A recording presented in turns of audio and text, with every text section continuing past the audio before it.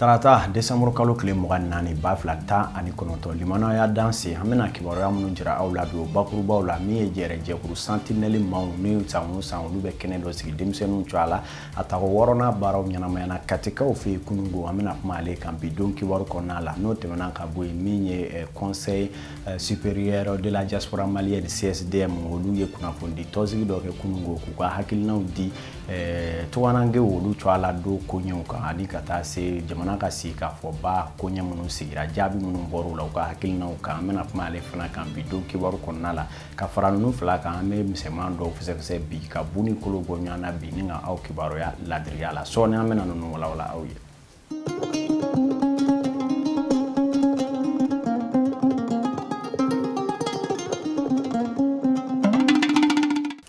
NFTV jabarani flavor ho ni nyankuma bamana mba fo ka fo miye del na ko bla mani donc li nyegwa kama ni wati mona se sara na hawati ame au kibaro ya malikono ana ko kon kibaro la bamanka na ayaw danse nye bita de ba fensento ya au yenga yana nga do akono ame do do ke shini ambalma chrétien ka seli jamana mali ambela jelebe fala ame bala ala e kilindronde ye opma ame do ke communauté chrétienne ala ka seli ore jira anu kilingili bela jele na ala ka hero chia ala ka jamana pasi kuma mati ga do ambe ayaw danse nya fo ki waro bakuruba la ka fo jere jegulu membe ni wo ye sentinelle mali na nyema baw ye ka do yele madi konate sango sango be kenendo sigi demsenu twala mimi wele ko royaume des enfants asago tani woro duruna temene ko fe minyi woro na yo bara usigira kunungo katika ufe minyi malikonna la nganyinanta davrada kra fe minyi uye usoni sigi kerengreni nyana demseni munube no lunga saunta yana kelebuna gunka jamana ere lapsali kadra kono minyi honorable Karmu Keita ale ya ko kwa kurodo nyina kusebe uka kala koni turu o demseni nunu na kene kanana uye demempata ka di demseni nunu maka iraula ka fo masaw be o masaw te ya jamana be ukokoro honorable Karmu Keita baraw nyema ya tume ale bolo ka fara ajenyo a député chairman ka wasablon yere la katika ofi min borala nga chekalaje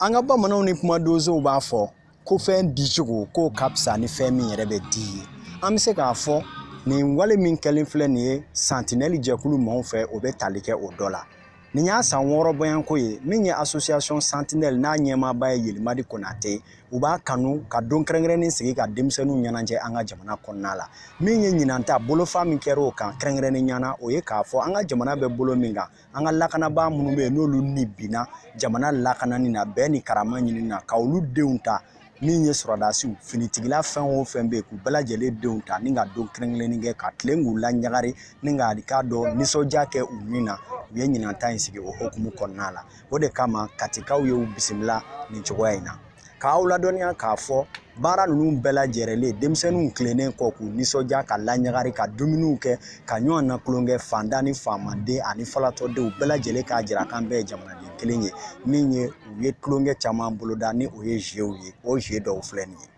jamana generation letweni ponso elubara wa uni udubala Kardubala Serasi équilibre là non est la marfati et alors allez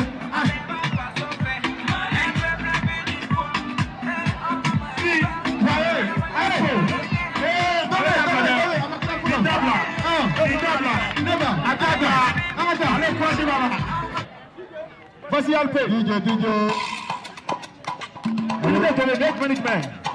next management c'est le moniteur, elle vient dessus.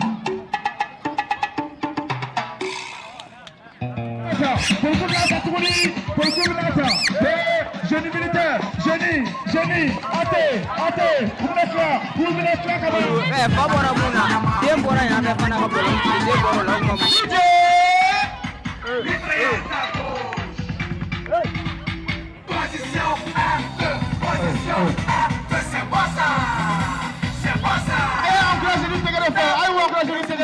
grâce qui va arriver. Allez, on encourage les filles de l'effort. 1, 2, 3, 4. Allez. Demseni fon fembe ni olu garsiga e fara chika kenen kan. Demseni fon fembe no olu yera ni kenen kanala. Ubala jele yu la nyagari wa jonjo no ye kado ye demseni klongela chaman taraka diuma kosebe anga wasadi nyema ani ni konye bonba fe anga nyema daw do Yama député ale b'an ka wasabilenw kɔnɔna na o kuma min ye an ka denmisɛnw ye a bɛna jɔnjɔn di u ma.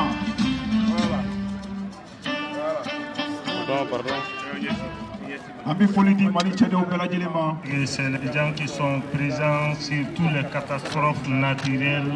sur toutes les inondations et les accidents surtout. Mɔgɔ min man ka sɔrɔsi fura kɛ a tɛ tɛgɛrɛ fɔ kun. Voilà n'an ka sɔrɔsiw banana.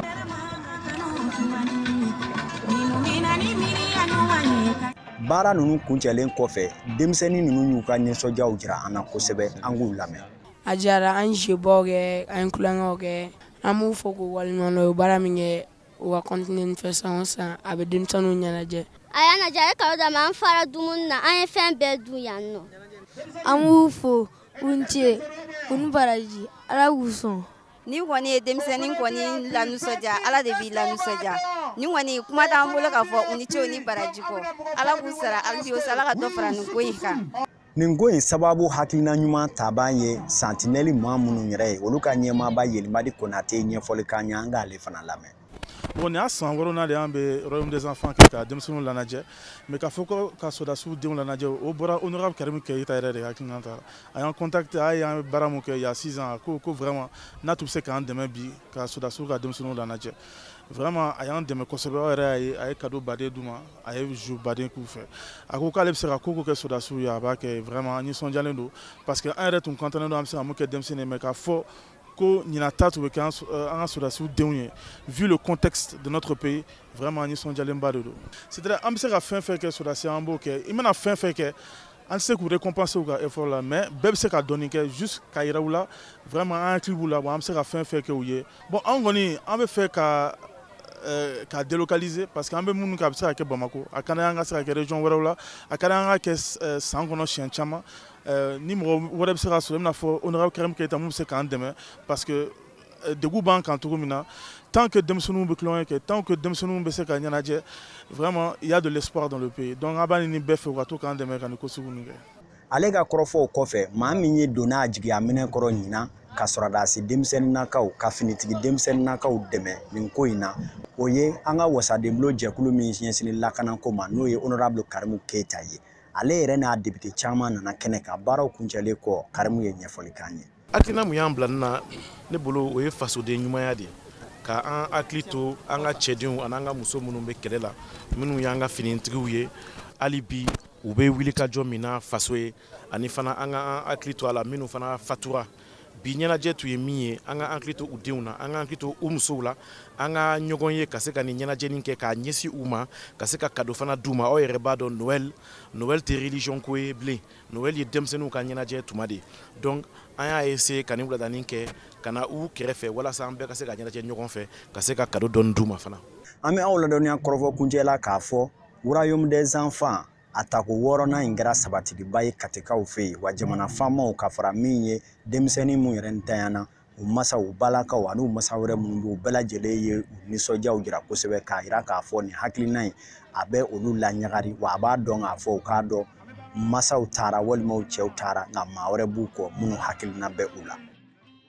Kala an ka Mali ye nin de ye k'a jira k'a fɔ se bɛ minnu ye se tɛ minnu ye an bɛɛ lajɛlen ye jamanaden kelen de ye an bɛ dugawu kɛ Santinelle maaw ka nin hakilinaw Ala k'a don bɛrɛ la hali bi n'a ka bi n y'a fɔ bakurubaw fana na k'a fɔ min ye Conseil supérieur de la diaspora malienne n'a bɛ wele dakuruɲɛ kelen ko CSDM olu ka ɲɛmaaba Mamɛdi Sherifu Hayidara a ye kunnafoni di tɔnsigi dɔ kɛ kunungo u yɛrɛ jabala la Bamako tɔnsigi min bolila fɛn mun kan o ye waati tɛmɛnen ninnu na min ye tugaranke olu cɔala do baabu dɔw sigira o kun kan kɔrɔfɔw la n'o ye état généraux ye kayikaw fɛ yan ni Segu u ye ɲɛfɔli kɛ maaw ye o kow kan na kosɛbɛ ka taa se fana Mali ka sigikafɔba min tun bɛ sen na n'a baaraw kuncɛra kunnasini ko hakilinaba minnu taara o baara laban ninnu na n'olu ye laɲini ye waasa bɛɛ ni kelenya bɛ sabati jamana kɔnɔna la CSDM hakilina ye mun ye u ye jate jumɛn minɛ dialogue ko ninnu na ani wulikajɔ jumɛn mina k'a ko kɔnɔ a ye ɲɛfɔli kɛ ninnu bɛɛ lajɛlen na a kɛnɛ kan na kunnafonidilaw bɔra ka ciya kosɛbɛ i n'a fɔ laada la a ye dantɛgɛ minnu k'a ko kan an ka Mamɛdi Sherifu lamɛn. An y'a laɲini k'aw wele bi aw nana an ka wele la o wele aw ka nali diyara n ye kosɛbɛ sanbatɔ de an bolo parce que an ye décembre 23 de bi fɛn caman de kɛra san nin kɔnɔna na nin kalo nin kɔnɔ fana fɛn ɲuman caman de kɛra diaspora mɔgɔw bolo ani Mali bɛɛ la états généraux de l'immigration de CAI au kɛra CAI 18 au 21 journée internationale u b'a fɔ fɛn ma ko tunkarankew ka don o y'a institué kabini 2000 Nations Unies la jamana bi naani de b'a célébrer san o san o kɛra Ségou dialogue min fana daminɛna an bolo maliyɛn bɛɛ bolo o fana banna n b'a fɛ k'a daminɛ ni états généraux ye CAI i ka dɔn tunkarankew minnu sigilen bɛ CAI minnu bɛ bɔ CAI minnu sigilen bɛ Faransi u ka ca ni an ka tunkaranke bɛɛ sigilen bɛ Faransi jamana na u y'a laɲini k'a fɔ ko o fɛn min b'a la ka kɛ engagement min taara kɔrɔman gouvernement bolo a ma lawaleya a ma kɛ a kan ka kɛ cogoya min na donc o bɛɛ hukumu kɔnɔ u y'a laɲini k'a lajɛ min de kɛra min ma kɛ ka sira dɔ yira an na a kan ka kɛ cogoya min na an ka ministre du Mali de l'extérieur an b'a fo kosɛbɛ a ye secrétaire général madame Tangara de taara ye ale nɔ la parce que a tun tɛ se ka kɛ yen n'a tun bɛ se a bɛ taa o don kelen mun mɛ a tun bɛ Ségou donc an ye recommandation kɛra CESDM représentera Sissoko président N tun bɛ yen ani Makan Sidibé conseiller tun bɛ yen ni président du Canada Soumaïla Sidibé tun bɛ yen Soumaïla Diko B Kulibali tun bɛ yen donc o kɛra u ye baara ɲumanba kɛ o résolution bɛ di ministère ma inshallah an b'a laɲini a ka lawaleya parce que CAI tunkarankew tɔɔrɔla CAI denw ɲɛnila a ko mɛnna 5 ans sa ministère de b'an bolo gouvernement min bolo donc CAI raison o jɔyɔrɔ ye fɛn min ye jamana la jamana sɔrɔ la o reflète kan ka kɛ CAI mara kɔnɔ donc an ka résolution bakuruba de o ye o an b'o résolution di an ka ministre de Mali de l'extérieur ma fɛn fila min kɛra CAI fɛn Ségou o de ye journée ye premier ministre Dr Boubou Cissé a y'an kunna yɛrɛ ale yɛrɛ de nana o b'a yira k'a fɔ ko président de la République ye min fɔ ko a ka mandat nin kɔnɔ au point 5 a dédié de diaspora de la foyi tina diaspora ka ko la ni premier ministre ye min wuli ka jɔ président de la République yamaruya kɔnɔ donc fo k'a fɔ ka waleɲuman dɔn a nali o y'an kunna yɛrɛ an y'a dɔn k'a fɔ ko o diaspora ka ko o y'a ta sɔbɛ la o ye mana fɛn min fɔ fana u b'o lawaleya ka ministre fo mɔgɔ minnu y'an ka partenaire ye Union européenne OIM PNUD représentant des Nations Unies o bɛɛ tun nana u b'a yira k'a fɔ ko u y'a dɔn Mali gouvernement ye an ka diaspora ko minɛ cogoya min na a ka gɛlɛn u bolo u y'a yira an na an b'u bɛɛ fɔ u ka wuli Bamako ka na o journée kɔnɔna na a fɛn sabanan ye min ye o ye dialogue min kɛra Sikafɔ b'a dɔn k'a fɔ ko Sikafɔ an diaspora de y'a daminɛ an y'a daminɛ kabini don an y'a ye k'a fɔ ko élection bannen o fɔra ɲɔgɔn kɔ an de ko fɔ aw ka segin ka kuma mɔgɔ wɛrɛ tɛna Mali dira an kɔ kuma kɛra an b'a la kabini a daminɛ tuma premier ministre sigira sen kan Dr Boubou Cissé président de la République y'a yamaruya ka accord politique pour la gouvernance k'o négocier ale ni opposition tɛmɛla la o négociation kɛra revendication min kɛra opposition bolo ani an diaspora bolo ani société civile bolo fo ka si ka fɔ kɛ parce que jamana ye sigilen bɛ sariya de kan n'an bɛnna sariya min kan an tɛ se ka wuli groupe tɛ se ka wuli ka sɔsɔ gouvernement tɛ se ka wuli ka sɔsɔ président tɛ se ka wuli ka sɔsɔ comme an tɛ se ka an yɛrɛ sɔsɔ mais an jamana de don fɛn caman dun bɛ yen bi a tɛ sariyaw kɔnɔ ka lawaleya ko fɛɛrɛ dun b'an bolo parce que n'i y'a fɔ ko légitimité an population de légitime ye légitimité bɛ n'a duguma de la a tɛ daminɛ sanfɛ an ko Sikafɔ nin kɔnɔna na fɛn caman bɛ se ka fɔ o bɛ se ka lawaleya k'a sɔrɔ sariya minnu b'an bolo on ma changé an ma sariya sɔsɔ en diaspora an participera kabini a kɛ don TDR règlement intérieur fo ka taa se don min an taara CICB la ka valider mais yan n'o tɛ ministre wɛrɛ sigira fo k'o fɔ olu de yɛrɛ ye an ka ministre ye ministre chargé de réforme constitutionnelle et de la société civile n t'a fɔ o bamanankan na Amadou Thiam ye baara ɲɛnɛmanba de kɛ o kuma ko yanni an ka taa ni bolo ma est ce que an tɛ se ka ko nin lawari yiriwa alors ko bɛɛ bɛ sɔrɔ a kɔnɔ société civile bɛɛ de nana Mali bɛɛ de nana an ye tile 3 de kɛ yan CICB an ye recommandation min di au directeur wɛrɛ ma o yɛrɛ de senfɛ dialogue tɔgɔ changera yanni a ka kɛ dialogue politique inclusif an y'a bila ka kɔkɔ dialogue national exécutif donc ko Amadou Thiam fo kosɛbɛ fɛn min diyara n ye ka tɛmɛ min y'a yira n na k'a fɔ ko premier ministre ye président de la république instruction ta dialogue nin ko la ani Mali Basebi ko la u sɔnna k'a changer yanni a ka kɛ dialogue politique de gouvernance a sɔnna sur place en plénière dialogue national inclusif faut que premier ministre fo ka sɛbɛkɔrɔ fo alors dialogue nin finalement a taacogo faamuya caman de sɔrɔla la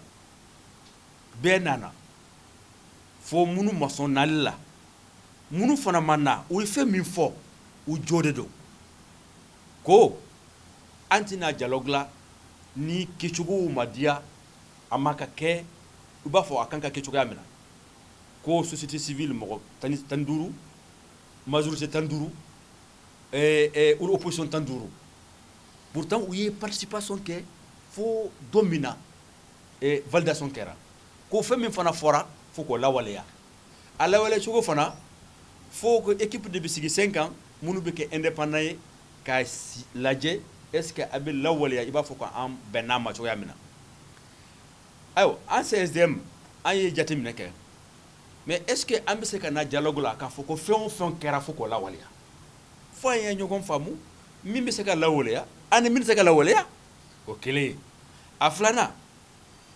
groupe min bɛ kɛ ka lawaleya fo ka kɛ mɔgɔ indépendant ye président de la république a sɔnn'a ma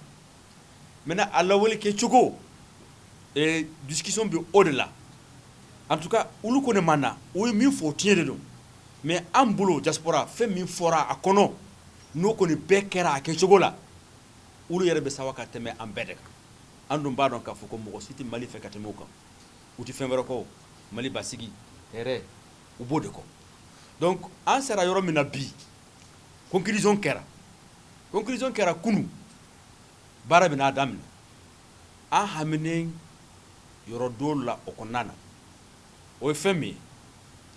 an haminanko ye an ye diaspora sɔrɔ an ka assemblée kɔnɔna na kabini CSDM sigira 5 ans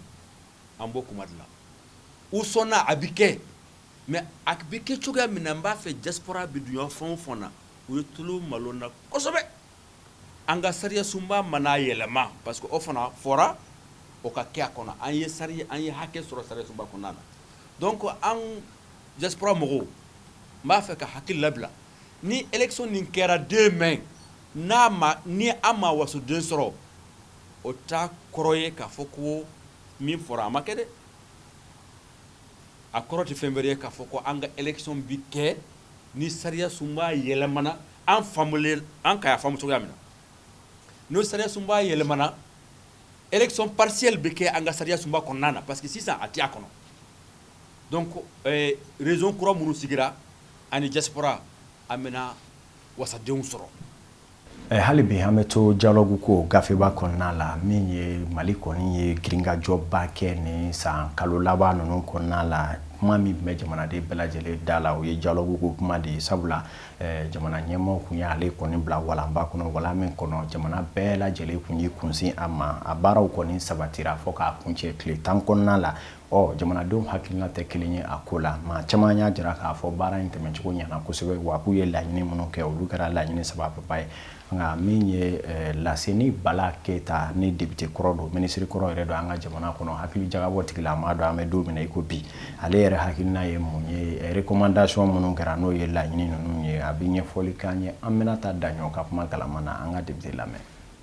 Ayiwa dialogue national inclusif ne yɛrɛ participer la à étape bɛɛ la fo dernière étape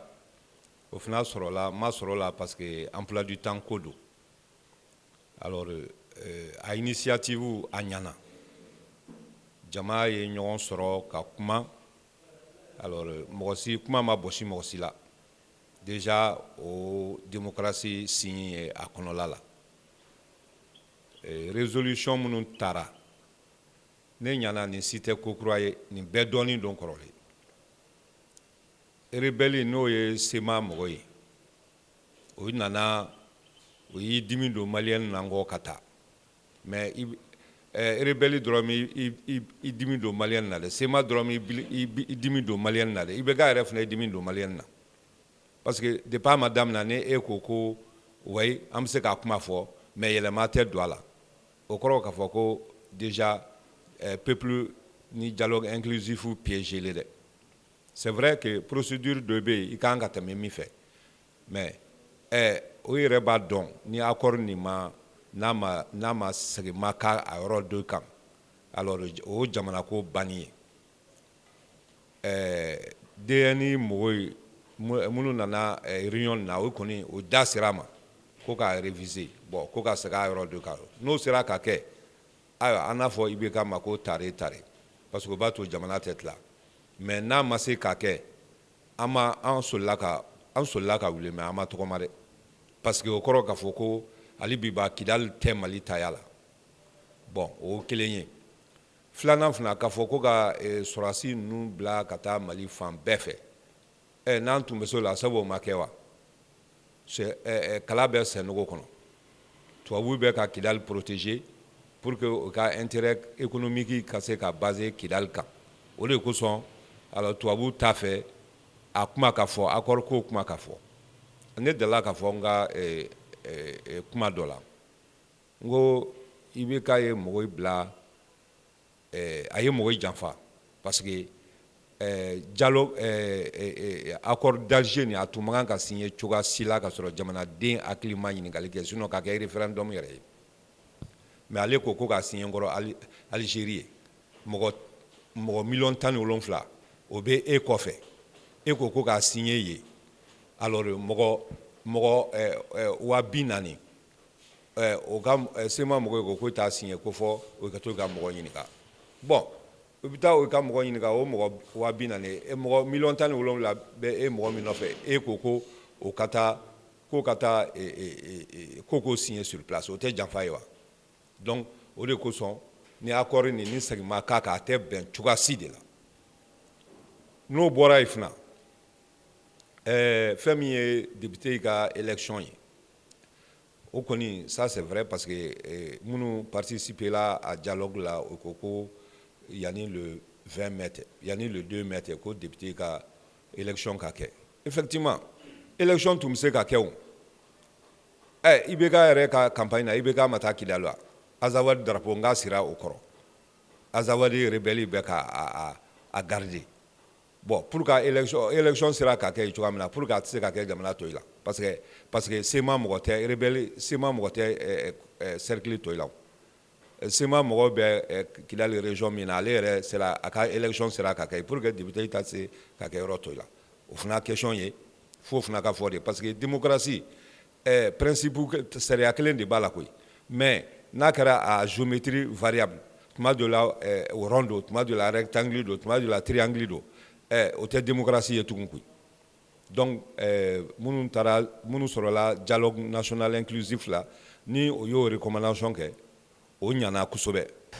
tabarikala maa kelen hakilina kelen maa fila hakilina fila nin y'a fɔ aw ye kibaruyaw la fana k'a fɔ Noël o ye sini ye o kuma Noël se wo se fana ina fo seli to be chugo mina anga duguba ko naw na kerengere nyana sugu ka ta se sigida ko naw mo ibe jate mena ke jama ere ni gringa jo ta chugo la ka fo ko do be dugula o kuma nyina Noël ko ni yeshini akobe chugo di dugu kuna akobe chugo di sugu ko naw la yala jama ka gringa jo kibaru ya jume mo ko kan o kera Umar Traoré na ka kuma galamatigi Fadima Sidibe oluka wuli ka jo e bikle kono min soro na sigida la dunga chugo ya kan Noël ko kan ofle awye. Ah bon, suguni santo wo amba fa santo ka fisa ni nyina ya. Anya makle anya ma soro folo. Pise korole ni eri ba soro ali falendo yere di me nyina. Vraiment an yere kungla na obe ka santi ka foko vraiment leri nka gele mo ma doni.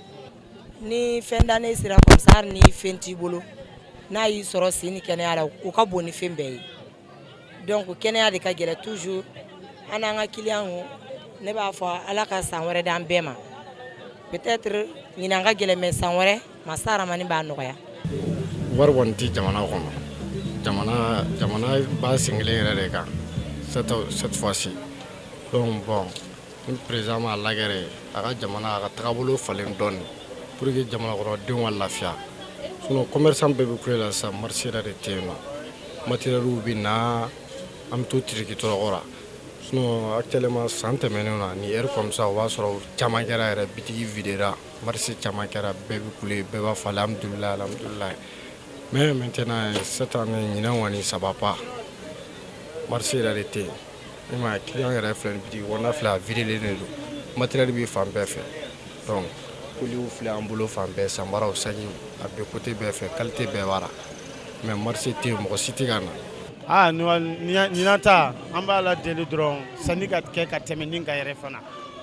ka san caman di ani kɛnɛya ka garisɛgɛ ɲuman di an b'a la deli o la quoi jamana bɛ cogo min na an bɛɛ b'a dɔn jamana bɛ cogo min na kasara mun bɛ jamana kɔnɔ ala ka bɛɛ bɔ jamana kɔnɔ ka fili kɔfɛ an b'a la deli o de la quoi. Ɲinan kɔni an kɔni b'a la bolo san bɛɛ n'a la ko tɛ yan ni san ɲɛna k'i to kɛnɛya la i b'a la tanu sinon an kɔni ma foyi ye fɔlɔ. Ah bon, vraiment, marché parce que d'habitude, depuis 31 et Noël, c'est depuis le 22-23, marché babeke, sougube femme, c'est ça, ali kumbo kenama, moi arrêté. Oh, chini era Noël, mais marché fou était cette fois-ci. Bon, on a ramassé la fouille femme au cola. Voilà, nga donc a fobie Bakar Kone bamange seguka ufi ale de kunye jata karamo ni kola ka fara Fadima Sidibe kan uniche ala ka Noël ɲuman tɛbɛ kibaruyaw bɛ to senna hali bi n'a ka bi an n'an baden chrétiens bɛ to ɲɔgɔn fɛ min bɛ tali kɛ Mali l'église protestante ma ko ye san 100 sɔrɔ o tɛ gansan ye o ma tɛmɛ o hakili kan sabula ɲina u y'o san 100 ɲɛnamaya jamana in fan 14 bɛɛ lajɛlen fɛ min ye katikaw ka l'église protestante ba min fana bɛ olu fana ye kɛnɛ in sɛbɛkɔrɔ yakubaya min kɛnɛ kan'a la an baden chrétiens bɔra fan bɛɛ fɛ ka taga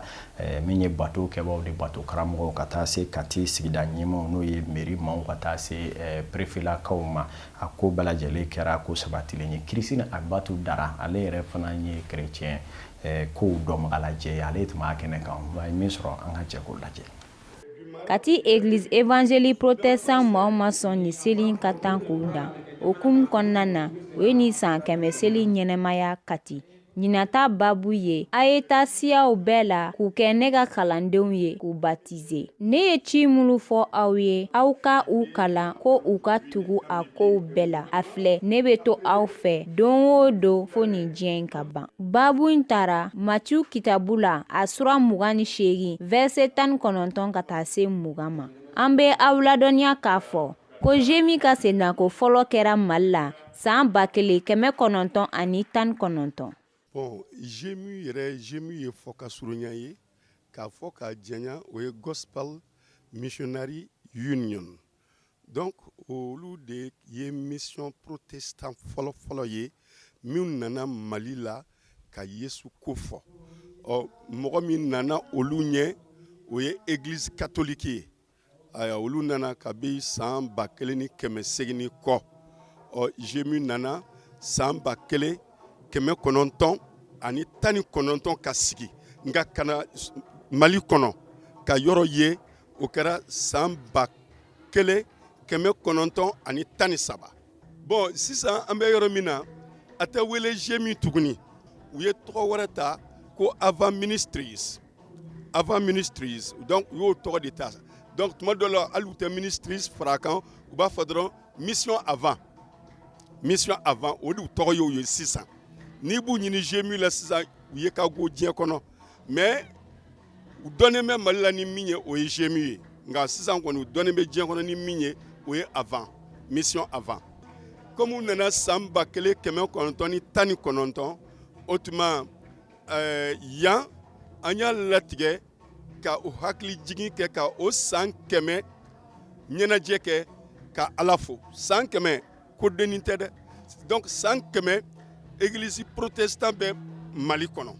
san 100. An bɛ aw ladɔnya k'a fɔ ko Kati préfecture ka ciden ye baara koromokarili kɛ. Pasteur Joël Sogoba bɛ ɲɛfɔli kɛ an ye seli dabɔkun kan. A kun ye ka bonyamasegin kɛ mission GMI ye baara min kɛ Mali kɔnɔ ka daminɛ Soudan français fo ka na se Mali ma. Ayiwa u nana ni hɛrɛ kuma ye kisili kuma ye tiɲɛna an bɛ bonyamasegin kɛ Ala ye ani ka bonyamasegin kɛ a mɔgɔw ye fana a jɛkulu ye iko aw y'a mɛn cogo min na Pasteur Tade Jara da la. Pasteur caman tun bɛ nin kɛnɛ in kan u nisɔndiyalen bɔra fan bɛɛ la Kati pasteur ma ka nisɔndiya dogo. Bi don kama n bɛ fɔlɔ ka foli di Ala ma ka aw télévision baarakɛlaw fo aw minnu nana ka an jaw ta k'an kumakanw ta ka u bila fiɲɛ fɛ an ka foli bɛ aw ka ɲɛma ni a jɛw bɛɛ ye aw minnu fana ye a sen ta ka da aw kun ka na an fɛ ni kɛnɛ kan tiɲɛna foli bɛ aw ye ani an b'a deli Ala fɛ ko nin ka kɛ sababu ye ka hɛrɛ kuma a ka se malidenw bɛɛ ma ka jira ko Krista bɛ bɛɛ kelen kelen makɔnɔ a ka masaya la Ala sago tɛ mɔgɔ si ka halaki nka Ala sago don adamadenw bɛɛ kelen kelen ka kisili sɔrɔ o de hukumu kɔnɔna na an bɛ nisɔndiya ka nin seli kɛ ka aw fo ka aw barikada aw taamasen na. GMI ka nin san 100 seli kɛra Kati église évangélique protestant maaw fɛ ɲɛnajɛ kɛra tile mumɛ bɛɛ kɔnɔna na wa deli kɛra jamana ye fana. Tabarakala aw minnu bɛ k'an filɛ ka bi nɛgɛ kan 21 coyi ka bila nin waati na an b'a yira aw la k'a fɔ n'i ye dunu jalen n'a faratɔ tɛ a bilatɔla don anw ta ni farali cɛ ka jan ni ye bi kibaruyaw seli ye kuncɛ yɔrɔ la an nisɔndiyalen minnu fara ɲɔgɔn kan ka di aw ma min y'an ka fasiri jamajɛkulu bɛɛ lajɛlen wuli ka jɔ kɛ walasa aw bɛ se ka nin ja ninnu sɔrɔ cogo ɲuman na min ye ja fara ɲɔgɔn kan n'aw fana y'a tɔ bɛɛ lajɛlen kɔ a k'a la ɲɛmaayaso ka foli bi a ka sababu kɛ u bɛ cɛsiri ni wuli ka jɔ min na walasa aw minnu m'an filɛ yɔrɔ jan yɔrɔ sɔrɔ aw bɛ se ka munanfa jabaranin ko la cogo min na ni Ala man ka jɔnya jɔ an na an bɛ ɲɔgɔn sɔrɔ yan don wɛrɛ kibaruya kuraw kɛnɛ kan Ala ka su hɛrɛ d'an ma.